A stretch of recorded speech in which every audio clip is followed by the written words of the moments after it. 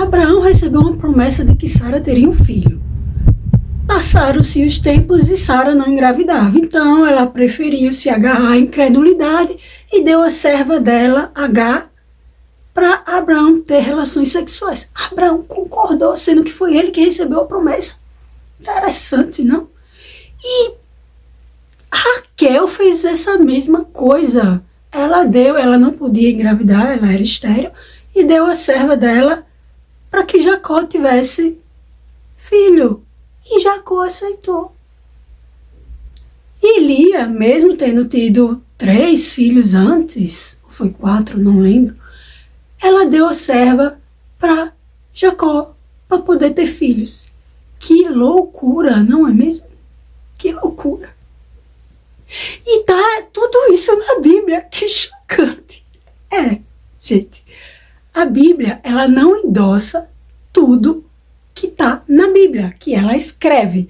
Ela não compactua com tudo que está ali. Ela apenas escreve.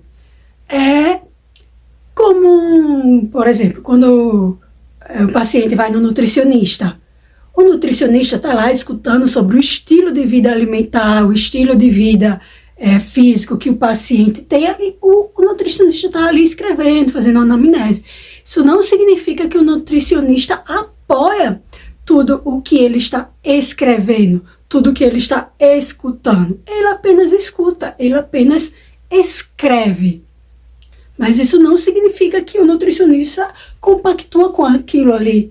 Aliás, ele não compactua muitas vezes nem para a vida dele algumas coisas que ele mesmo pratica nos hábitos que vieram lá desde a infância.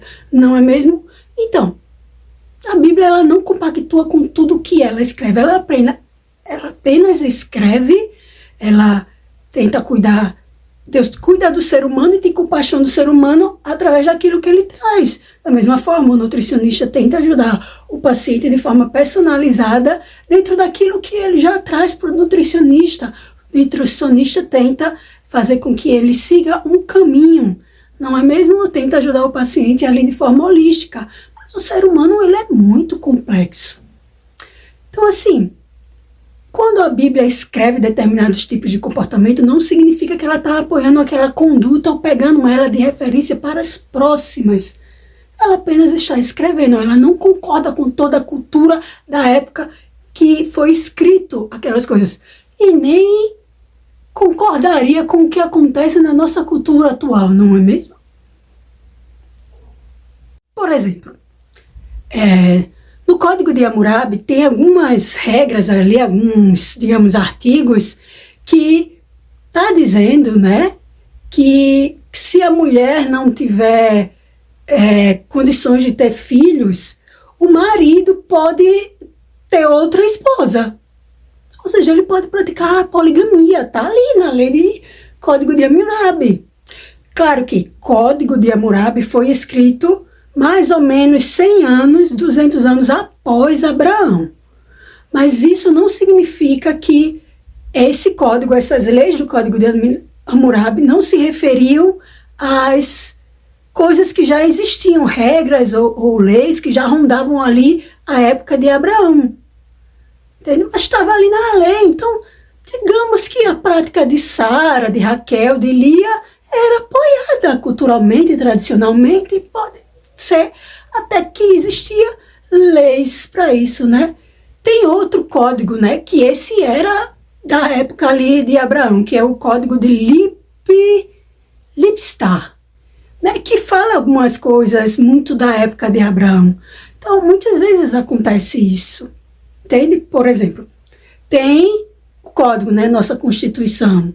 Tem coisas que tem que estar ali, mas que não estão ali exatamente no dia que decidiram colocar ali.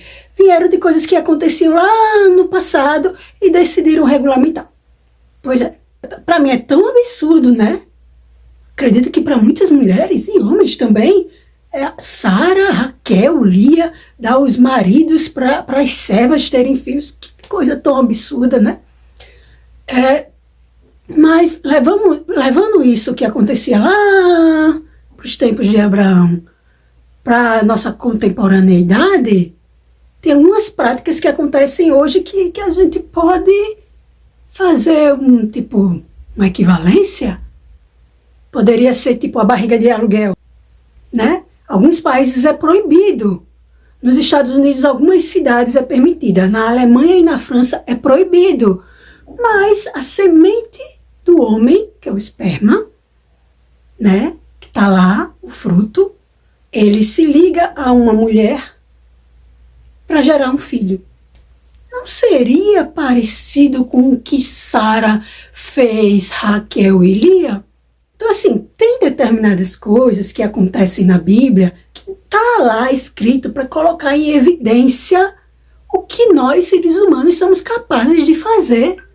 É isso aí, mas não significa que Deus está apoiando, nem significa que não vai ter consequências. Está ali justamente para a gente ver que determinadas decisões que a gente toma têm consequências a longo prazo. Se não tiver a curto, vai ter a médio, vai ter a longo prazo.